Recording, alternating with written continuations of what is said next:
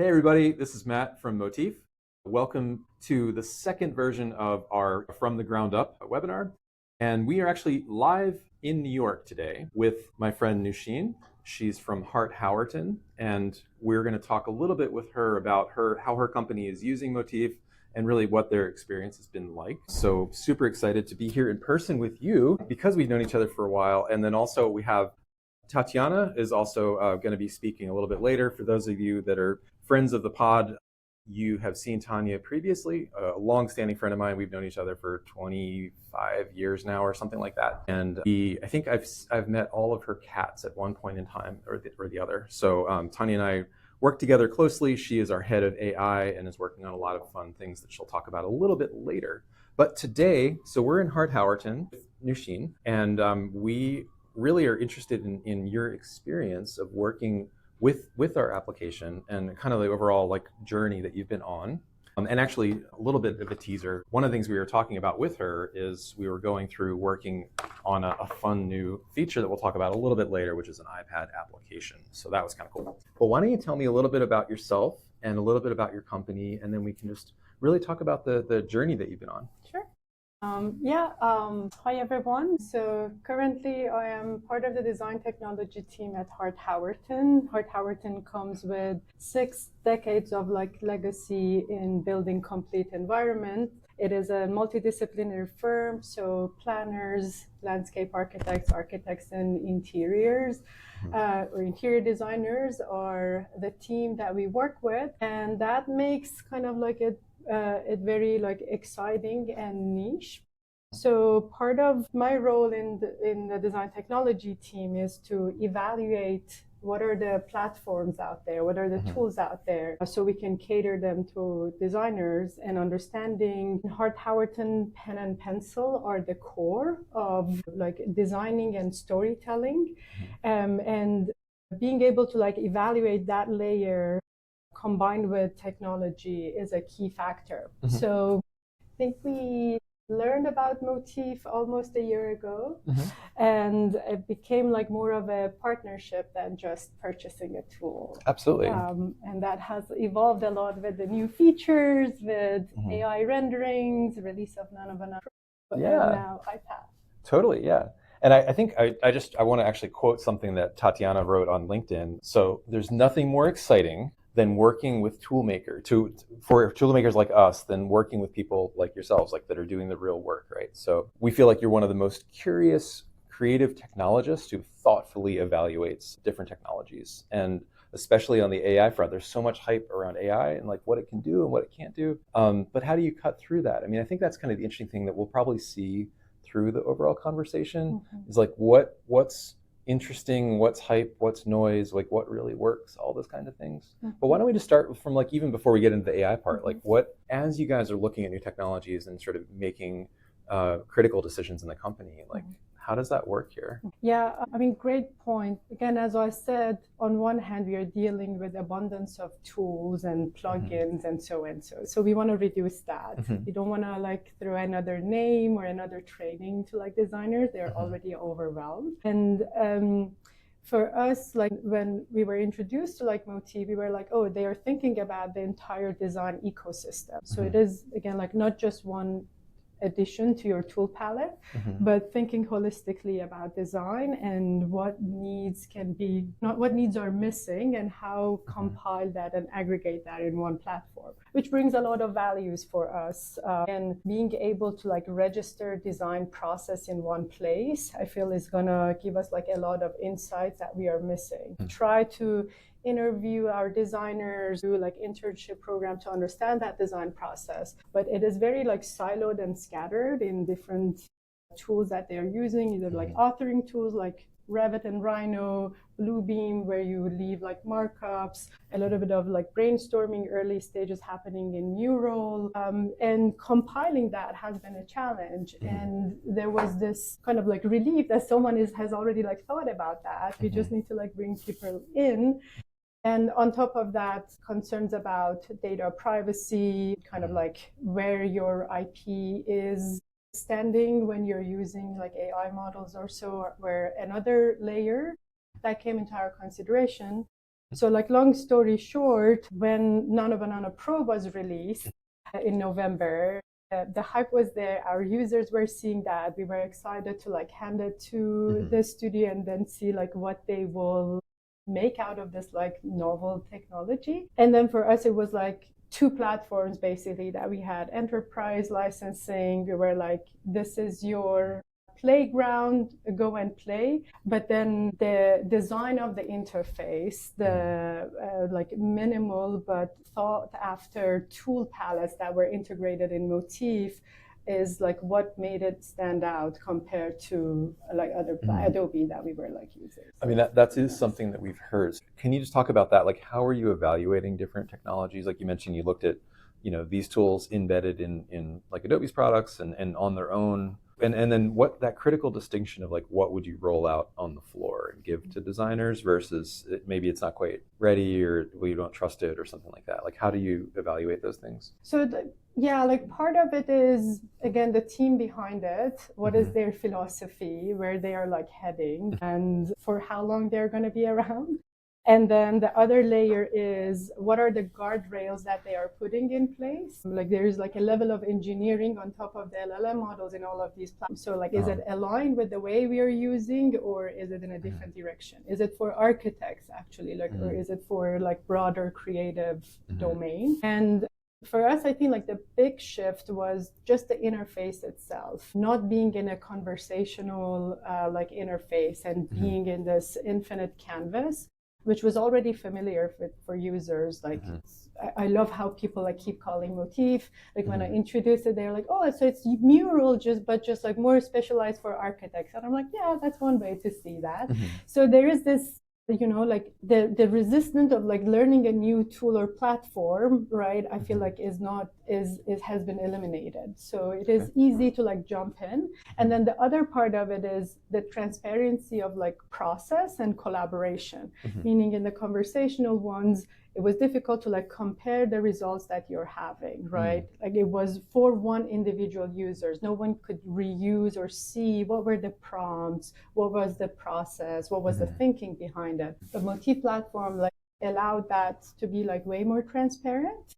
And I think like a lot of that comes with the way that interface has been designed and how, again, it has been engineered toward the results that we're getting. Got it. Well, let's take a step back a little bit. So tell me a little bit more about your company. Like what kind of work are you doing? And then even just back on the journey, like remember back last summer when we first started working together, just talk me through some of the things that you guys are working on, like what's on the boards, like what kind of projects, and how do the teams work together? Absolutely.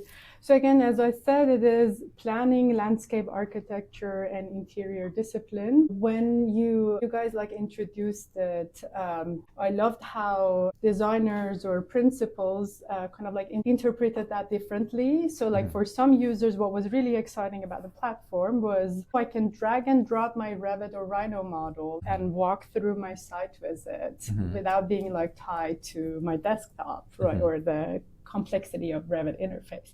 So we do a lot of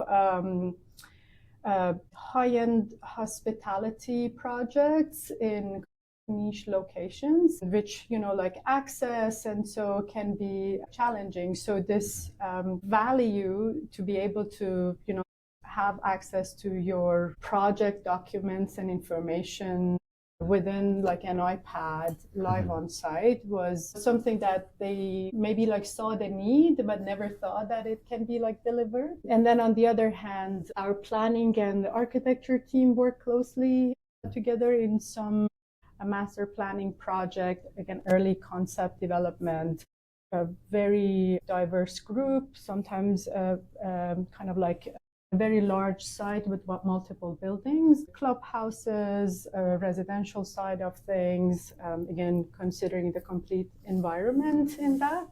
And that has unlocked that collaboration feature. I remember one of our people in the planning team was asking if, a client actually wanted to be able to like be able to like walk through or orbit around the 3D model for this like large planning team, because none of the still images were doing justice. Like you needed to like zoom in and zoom out. You needed to like orbit around. And back then we like And again, Autodesk Viewer was not enough. Half of the project was in Rhino, the other half was in SketchUp, a little bit of it in Revit.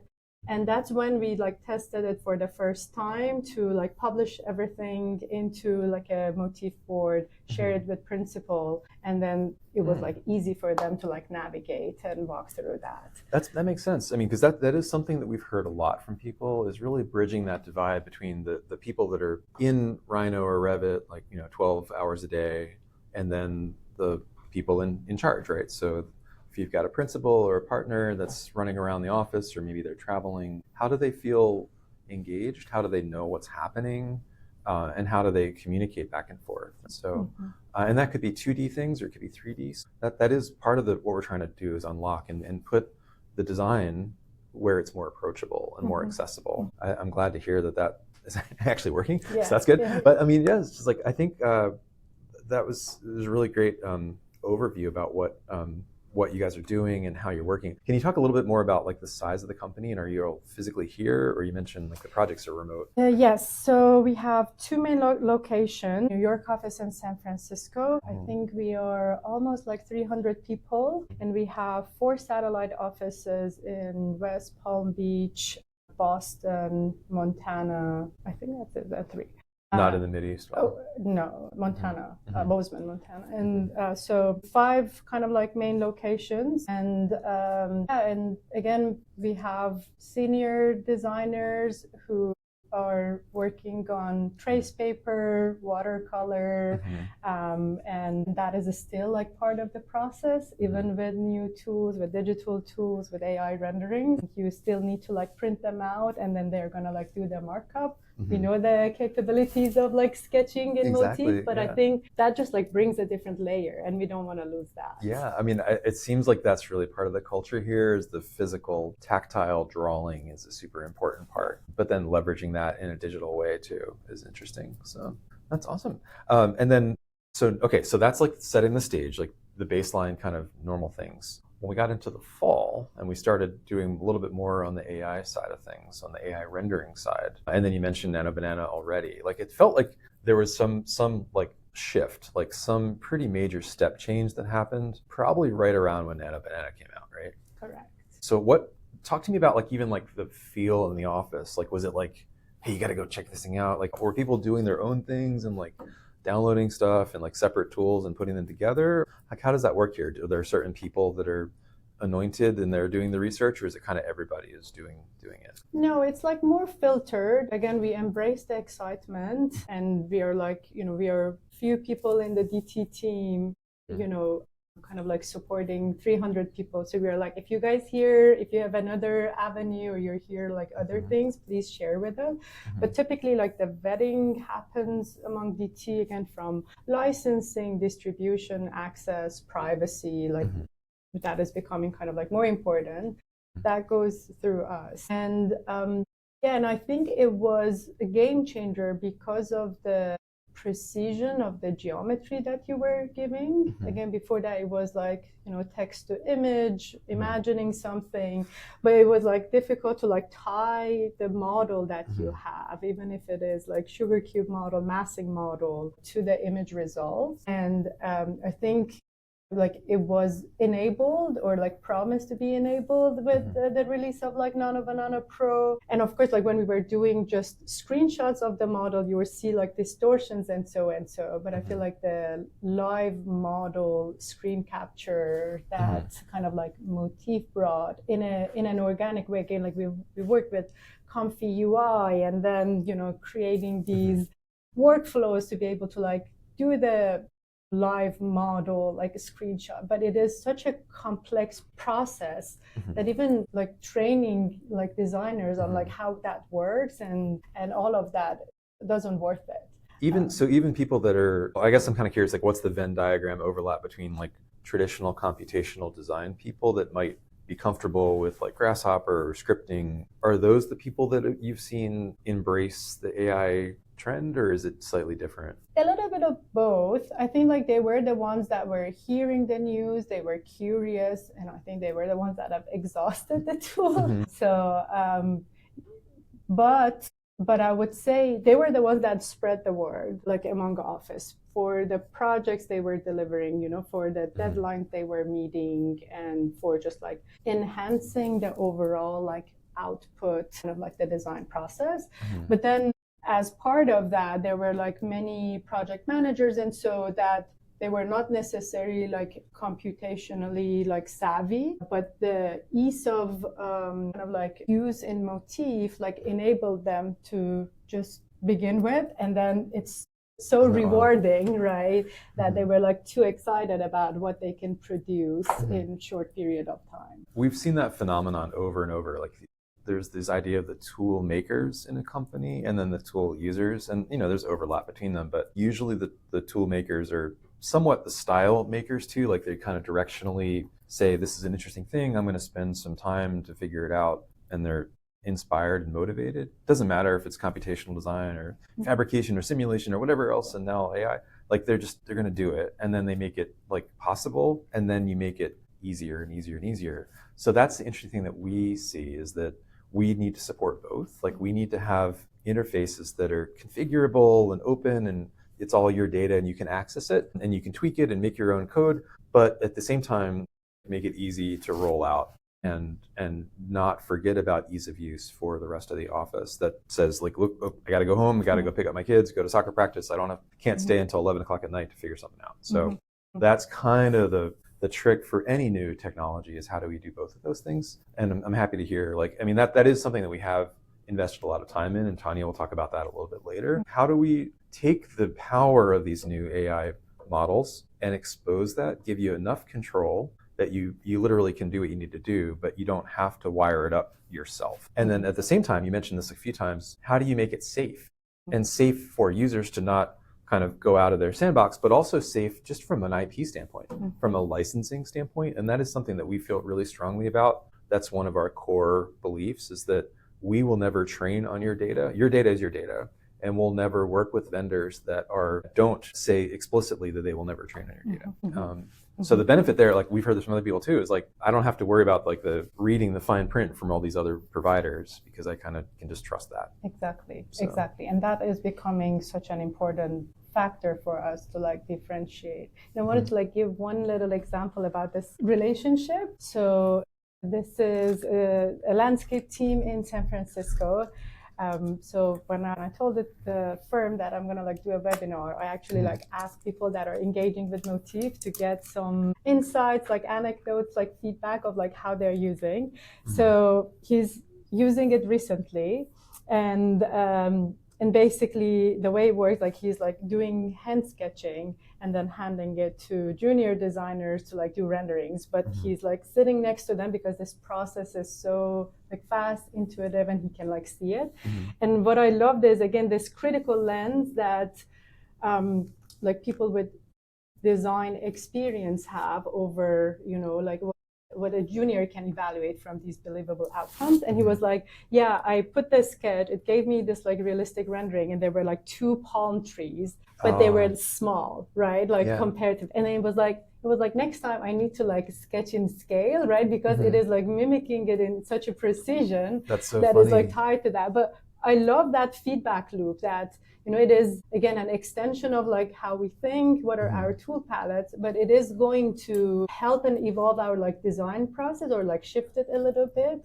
And for me, that is like very valuable. It is not just an output that is sitting there and ending up in a deck, but how can we like tie it back to the original like sketch, or like the initiation of the design. That's a really great analogy. I think one of the things that we've all, as technologists, been trying to do is make the technology fade away so we can get back to thinking about architecture again. Like, how do you think about design and not what button am I supposed to press next, right? So I think that, and also a little bit, especially as people are more back in the office now, that just the concept of mentorship, I think, is an interesting one. So you mentioned a lot of junior and senior designers working together. Like, how do you think that might evolve in practice? How do these tools literally get out of the way so that people can actually talk about design again? I think you heard it like earlier when Era was explaining. Again, like one challenge in like dealing with complex interfaces like Revit is that people have to be like so focused on how to like put a floor and wall and ceiling and roof together, right? So it doesn't break, it doesn't throw warning, and graphically it looks kind of like solid. And sometimes that takes away the design kind of like layer, or like sometimes you need to like zoom out and then not forget what is the bigger picture I'm like trying to paint, and not just be like in like Revit components, like wall assembly world, right? Exactly. And again, both are important, right? But it is like, how can you like inject that later in the game when that becomes important, right? And for us, we actually like thought about like Motif as a learning platform as well, because it brings that transparency of the process, you know, like at the current state that it is, everyone in our org is a viewer. So if you hear a buzz about a project, you can go and see what people are producing, which I love. But also like being able to like see this digital trace that people leave on board. I think we are going to extract the value of it later when there are more projects and kind of like closing the life cycle of a design project. But knowing that they are all being captured in one place, I think is promising. That's super interesting. And one thing that I was pretty amazed at, I mean, just the sheer number of projects that you guys have going on. I mean, can you just talk about that? Like, so how did it start to spread in your office? Like, that's an interesting phenomenon that I'm always interested in. Our most valuable asset, people, curious people. And again, it enhanced the process. And I'm going to quote like people that we were working on a competition. It was an intense one. And they were producing high quality kind of outcome, but they were able to like meet every single internal deadline or like external, right? And I think that surprised the team. So then it is like, like check that project. And then I think like the day after we submitted that, 3-4 people came in and they associated that quality with Motif. That's so funny. And they were like, how can we get started? So yeah, I think people like you need to like build a trust. You need to like give them this playground to like go and play with, and then like see how creative they can be with like leveraging different features and different aspects of it. I'm always curious. Like there's like the top-down organizational structure of any company, and then there's like the social graph that how people talk to each other, who sits together at lunch, who goes out for a beer after work, and what do they talk about, and how does information spread that way? That's super interesting to me, because there's always like the tastemakers and sort of people that are interested in like, oh, you got to go check this thing out. Like that's really neat. Like I love when that plays out. You had mentioned that a little bit earlier today. Yeah. And in addition to that, being a web browser, you don't need IT to install anything. You can be on your own, you can be on your iPad, on your phone if you want to just like browse things. And I think this is a new world in kind of like AEC, maybe like web-based platforms that enables access. But I think like we are glad that we started with, you know, like again, the one that, you know, whatever you're leaving, you're going to like harvest value from that. Excellent. And I want to, I'm bringing my phone because we have a live Q&A that's happening, and people are super engaged. They're asking a lot of questions already. So that's awesome. So let me just read a few of these. I'm just reading them like right off the cuff. And I encourage for anybody that's actually on the webcast right now, just add some questions. We'll get to them. I mean, this is a great conversation. Couple things. So I'm going to read them actually in opposite order. Has Motif created opportunities for college students to take advantage of this technology? Like, do you guys have like interns or people here that are both working and then also in college? Like you mentioned you teach, right, too. So like, can you see some overlap between using these tools here professionally and then also in a studio environment? That's like one question. And then the second question is, so how is Miro different? How is Motif different from Miro? And what are the main characteristics of that? Like what would you classify that difference as? Between Motif and Miro, like the most important thing is like this live like data exchange that happens between that. Again, you can see your 3D model in Motif, you can cut sections, and again, we use SketchUp, especially our like senior designers. They're comfortable with that tool. They love the minimal environment or interface and the capabilities that it has. And I think that has been translated with the layer of data, right? Yeah. So I think being able to like access your model live through, again, it is Mural for architects. It's like extended functionalities or adding the AI rendering on top of your mood board that you're creating in Mural, I think is another thing that we haven't seen in Mural. And even if they add, again, I think the engineered layer that the LLMs in Motif are implementing has been super successful. Again, this landscape principle, like mentioned, it was like the most effective AI rendering engine that he has. And we've tested like a couple of things. We did this benchmarking to evaluate quality, time, or like precision with intention was the value that Motif was giving us versus like others. Okay, that makes sense. Then one other one, and we're going to shift over to Tanya's section in a second. Is there anything you'd want to ask Motif to change or that redirects the end users that's actually engaging with the tool? Like, is it, let me try to parse that. So like, are there things that kind of get you out of the flow or don't quite work the way that you would expect? I wouldn't say it's a change, but there are like features, and I shout out to your support team. They are super available. We get on calls and, you know, exchange kind of like feedback, and they're super open about it. And I think our users like know that as well. They request like features, and sometimes like we see it in the next release. So I wouldn't say like there's anything that we want to change, but there are like features that as part of like your process you want to be added. And some of it is happening, and some of it I know is coming. Yeah, and that's the cool thing about like being a young startup is that it's, you know, I wouldn't say it's easy, but we are trying to put things out quickly. Shout out to my colleague Josh Emig, who's here behind the scenes. He's doing a lot of that for the design application, the design review application that we have out right now. So, and it really comes down to just listening to people, right? Yeah. So working like that collaboration is actually almost as important as the software itself. Is like, we're all people, like we're all trying to solve problems, and how do we work together and listen to each other? I think that's a super, and I really appreciate the way you've been able to do that here. So excellent. Okay, so I think at this point, I'm trying to keep things moving. We're going to shift over and hear now a word from our sponsor, from Tatjana, to talk about some of the new AI capabilities that are just coming out like this past week. And then we can come back for some more Q&A. So if you guys are on the webcast, if you have some burning questions, feel free to drop them in the chat and we'll get to them. But at this point, we're going to shift over to our friend Tanya, who is about 3,000 miles away from us right now. First, my hair decided to go all Janis Joplin on me today, so bear with me. It's a disaster. And I could just listen to Noushin all the time. We have become really good friends. I love Hart Howerton, first for the craft of the senior designers, for the sketches, for really combining the natural way of working and the modern world of digital tools. So that's always inspiring. Another thing is that I've never seen architectural office that works on such long territories or areas. It's not just big projects, they're spanning very long. So for us at the beginning was, can we handle that, etc. So that's amazing. But also just to say, many of the features that landed in the last couple of months in the software were literally something that Noushin was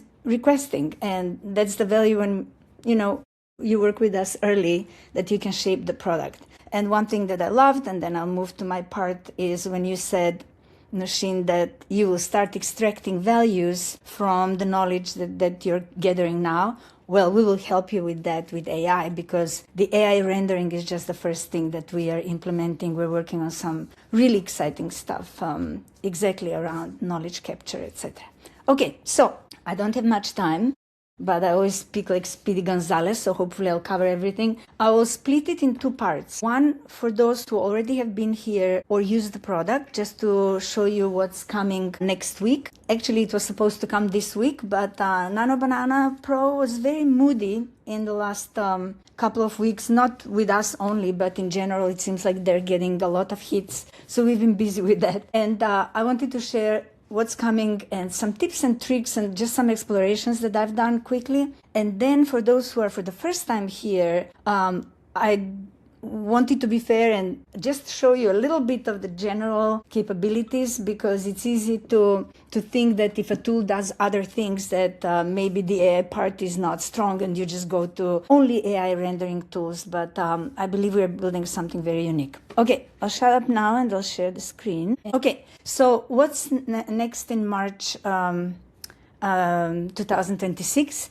And I just write here part 1 because I want to let you know, those who are not yet users of the product, we're continuously releasing. Josh, who is invisible, and maybe he can show on camera quickly later, who is driving the product, is literally with the team continuously releasing new things, not just updating immediately or fixing features. So what you're seeing here on screen are just the features that are coming next week, but there is much more coming in March. So first, AI image generation and rendering is such a new thing, and obviously we're still all curious to learn, oh, which model is the best? And at some point, I hope people will select their own tools that they prefer. At the moment, Nano Banana Pro is definitely winning a lot of the competitions, but we are trying to support more and more models as they come, only with the caveat that they have to, like us,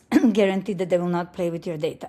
But when we introduced Nano Banana Pro, all the images that you were generating were 4K. Now, 4K is awesome, but do you need the entire exploration to be 4K? Probably not, because you want to explore, and then once you find the thing that you like, then you say, okay, I want to keep this image and then need it in 4K. So we wanted to address that. So the first thing is we are offering now resolution selection during generation. It will show up in the toolbar. So I have a view from Revit. And here I select 1K, 2K, or 4K, write my prompt, whatever that is in this case. And there are a couple of advantages of this. When you select 1K or 2K, it's so much faster and it uses less credits. We do not yet charge for credits, but in general, this will be important. First, the speedy response. This is obviously not exactly the response. Sped up the videos just so that you don't wait. But maybe I can start making live demos from the next time, because the only reason it was because 4K takes time. As always, properties of the images are in the properties panel, and you can always see the resolution of the image that you created, or it's 4K standard resolution, etc. So this will help with performance, but as you see, the results are still amazing. And then you can then upscale if you generate it in 1K or 2K with a new tool, that is the upscale tool. We're still working on this until next week. It might not be in the properties, but we might expose it in the toolbar. So one thing is you select the resolution during generation, and the other one is you can upscale or save as an upscaled thing. And here I made another example. We support image gen and Nano Banana. In some examples, they're really the same, but in others, and this is one of those, image gen is just so inferior. And I will just speed up the video so you can see. But image gen, by definition, was generating 1K images, so you could update them. And I'm just speeding this up. I mean, look at the difference. Nano Banana Pro is really changing the game big time. But if we go to that image generated with image gen, you will see in the properties that I'll just move it faster. Sorry. So here, this is the 1K image, and then the upscale feature would show up. But on the 4K images, the upscale feature would not show up because there is nothing to upscale. It's already upscaled. I was showing in the last webinars how we use image reference to add assets or apply colors or apply materials, to use them basically as either stylistic or content reference in the image that we generate. But I never told you how to generate these reference images themselves. Until now, Motif has focused on rendering and making videos of views of Revit or Rhino because we cared about being able to render in video or image your building. In this release, we're introducing text to image. Now, finally, you can make any images from text, and it can be, in this case, you're generating maybe people for the project that you're creating, or you can generate any assets, and I'll show you just a couple of examples. The start motif in the toolbar. Now there is a new button, and it will say generate from text. You add your prompt. You can select the resolution here as well in the 3 dots, and this takes a little bit shorter time. And by the way, this morning I got them elongated because I had set up the resolution wrongly, but it is correct. And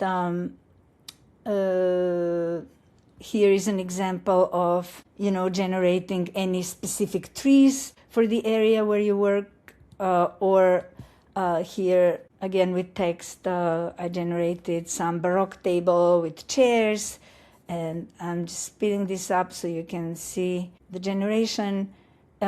It's really fast, and you can create whatever you want for assets that you want to make, but of course this is the beginning also of what we all started using Midjourney for.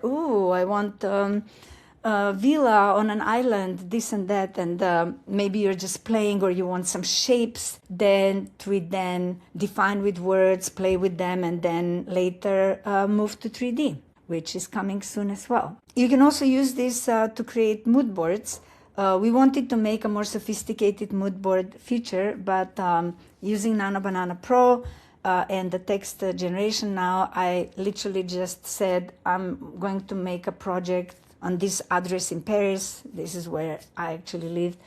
Or you give longitude or latitude, and it makes a mood board. Now, this mood board specifically might look cheesy to you. This was my first try. You can control text, this and that, to look super modern or to look different. It's all up to you. So that's the new things, resolution selection, upscaling, and text to image. Now I wanted to just share some tips and tricks. We do have a sketch feature in Motif. It works in Canvas. And as Matt just showed, he magically created the iPad version of Motif, where you can actually now sketch directly with your favorite pencils and stuff.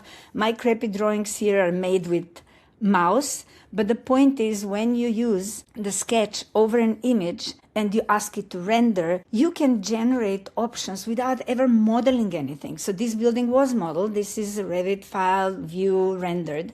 But then I can explore things really quickly, just like this. What's important to know, and we will work on making the process a little bit easier, because we work in 3D Canvas, when we draw a sketch, the large language model doesn't understand that the sketch and the image are one thing, because they're on 2 different layers. So you have to bake them, snap screenshot, and then use the screenshot to render. That's just a little trick, but try it out.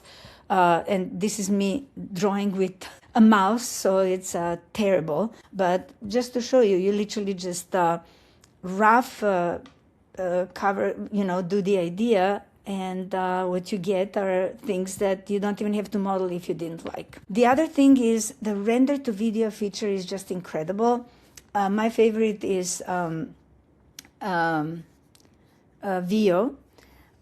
and this was a view from Revit again. We rendered it first, and then without any prompt, you just click the button that you want to render, and it creates pretty damn good videos. That was what we were optimizing for in our engine.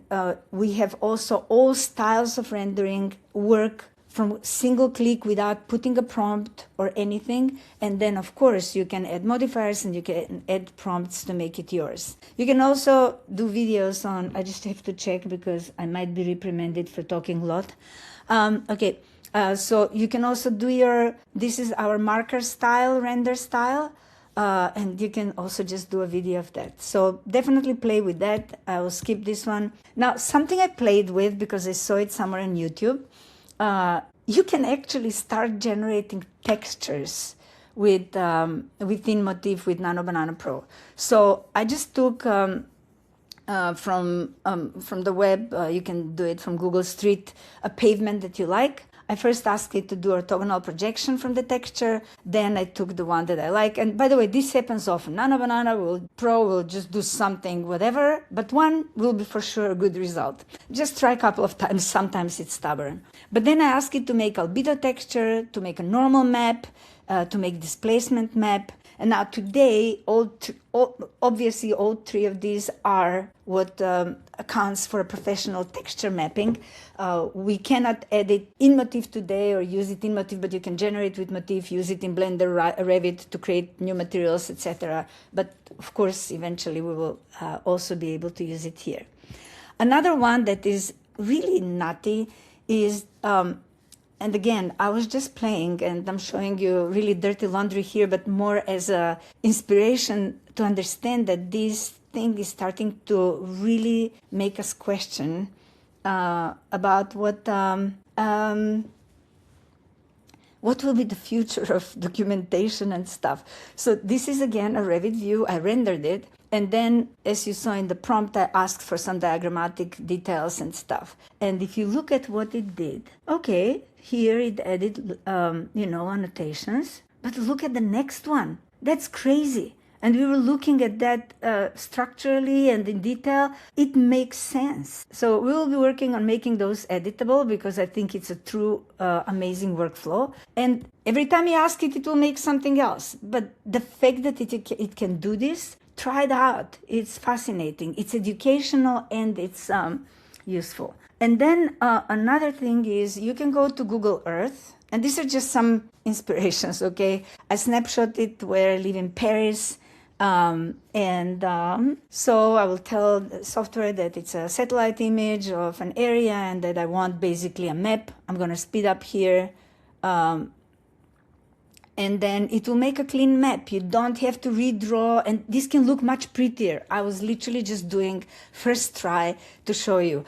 But if you want the streets to be yellow and this and that, instead of retracing what we always do as architects in order to make them pretty, you can already get helped with the generative image creation. Then, I asked to turn it into a 3D axonometric diagram. So then it creates something like this. And again, if you spend just a little bit more time thinking what you want, it is fascinating. And then I tried to make a video, and I've made more successful examples, but I couldn't find them, frankly. But let me just run the video. So you can ask the video to turn into isometric or bird eye view or something, and it will start kind of animating. You can control all of that. I just wanted to show you some kind of new use cases. This one is an image from the web. I should not be using it, but I literally also just asked it to show it to me in a 3D view, and it just did this. Remember how much time we needed to do these things? And this one was crazy. I also just snapshotted something. Here, I asked to make a pie chart of the rooms and a schedule table and a section, and all I had was this 2D floor plan, and then make axonometric view, and finally a video. Oh, it loves adding music that is super cheesy. But I mean, seriously, this is, in my case, in my mind, really nutty. I used to be an architect for 12 years, and this puts in question a lot of things.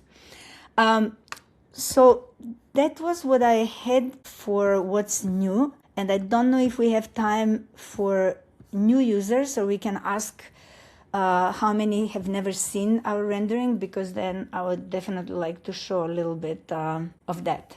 So advice seeking from my friends here on Slack, typing, let's do Q&A. And by the way, if you watch this webinar and you have never seen the AI rendering part in Motif, we do have previous webinars, but as we are non-stop adding new features, just let us know, we can make a full new webinar again.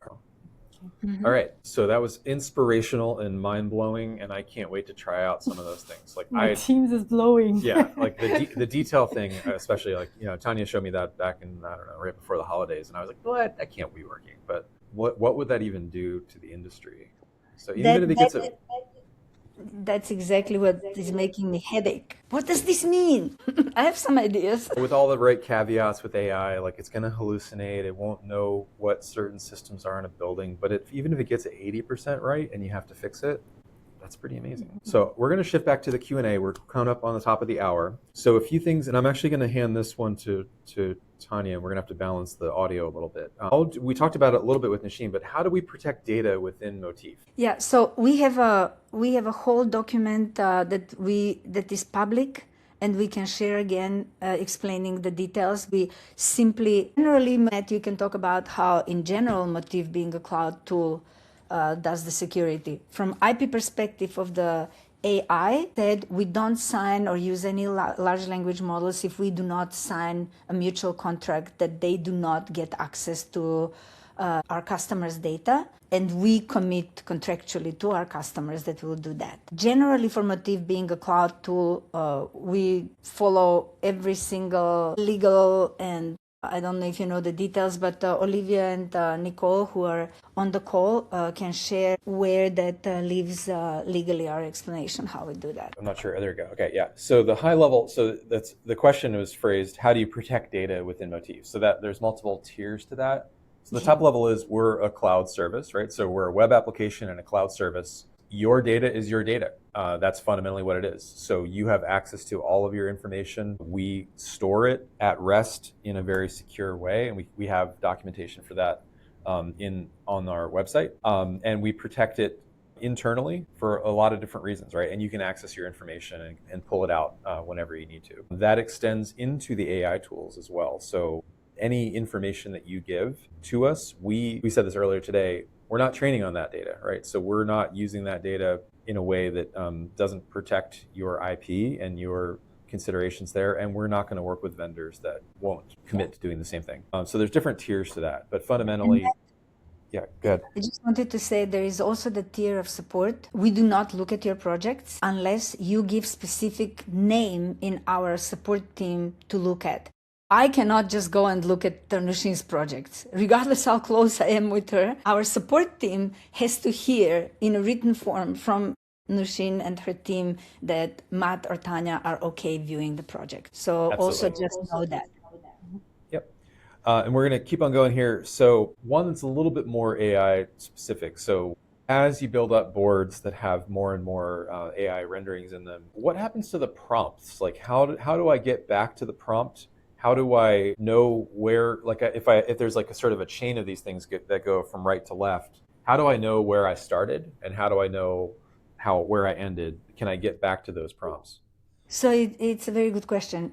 We are not at the moment having any visual, X figure, conf UI like flow, but every generated image in the properties says what was the source for that image, what was the used prompt. We also have modifiers and render styles and weathers and stuff. All of that is captured in each of the videos or the images. And if you use the prompt, I saw another question, if the prompt is only on the original image, prompt affects any image that you prompt. It can be the original image if you prompt it or a generated image later. You can continue prompting it, continue editing. I said maybe that question is from somebody who has not yet used the product. There is so much uniqueness on how we do things in terms of editing geometrically in Canvas, and you can branch out from any image and do one version, another version, and every prompt will affect the image that you started with in that particular flow. We are looking at visual graphs, etc. as well. Anything that if it helps visually see with the connectors, sure. But at the moment, our method is a little bit more flexible. And as Noushin said, for her company, it was important that everybody sees what everybody is doing in one canvas to compare. When you use just Nano Banana Pro and Chatbot, you see only yourself and only one image, etc. So, but if we hear more and more from customers from users that a visual graph is important, we can do it. So the question is, how are the administrative tools for allowing access and protecting data within Motif? Which is a really cool question because as a web application, the whole point of this is to be able to share, right? But you need to share with the right people. You don't want to share it willy-nilly. So what we have set up right now is pretty similar to other tools where you as a company can have an organization and you can add anybody in your company to that. and then there are projects underneath that. And for projects, you can see things, but if you want to start editing them, you need to be added as an editor. So you have 3 different tiers at a project level. You can be an editor, technically the owner, editor, reviewer, and then viewer, which have decreasing levels of scope. So you can send a link to someone, just share a link with a colleague, your structural engineer, whoever else. They don't even need a license of Motif. They can just see it if you tell them that it's okay. You can add them as a guest. If they want to be at the editor level, you need to explicitly do that. And anybody that you have not explicitly added to this won't be able to see it. Like, we don't have an anonymous user that you can just send out on the internet. So that's kind of the main thing that you need to do. Is it's explicit adding someone to a project to give them more and more rights to it.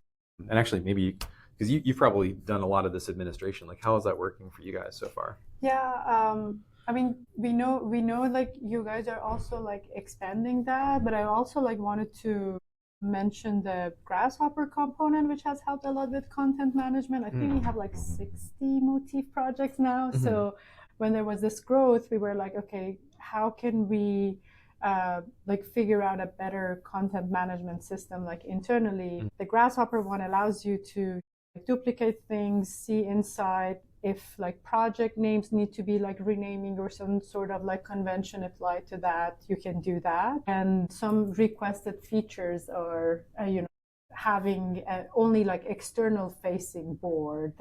Okay, and especially for different types of practice, it's like we work with a lot of people that are doing school projects where there's a big public review. So it would be kind of nice to send it out to the public and give them the ability to view and add comments, but not change anything. Exactly. So yeah, things like that. We're curious how Motif balances the tension between becoming a one-stop shop platform for everything versus being very specific. Users often ask for more features, while other users, perhaps high-end managerial staff, get deterred by tools that are too complex. So how do you balance, and you talked about that a little bit before, like how do you balance the simplicity versus the power of the tool? Like, what would your advice be for us? To be honest, I love that minimal approach that you guys have, that it is not like graph-based like what we see in Comfy UI and so, and really because it is not just like highlighting one feature. You have the essential toolkit, and in some cases it needs like a little bit of creative, but like people creating like workarounds in the limitations that the current kind of like tool palette provides was another thing that I enjoyed. Again, for us, like Motif is still like an extension of how we are currently working. Sometimes like the main image is like happening in Photoshop, then you like expand to like create iterations, like edits, because it is like faster, more precise, and so, and then plug it back in. And I feel like that's where some of the features were highlighted. Again, it doesn't change ratio, it doesn't change like perspective. Some of the models start to like tilt it without noticing it, but when you overlap things, that's when you realize it.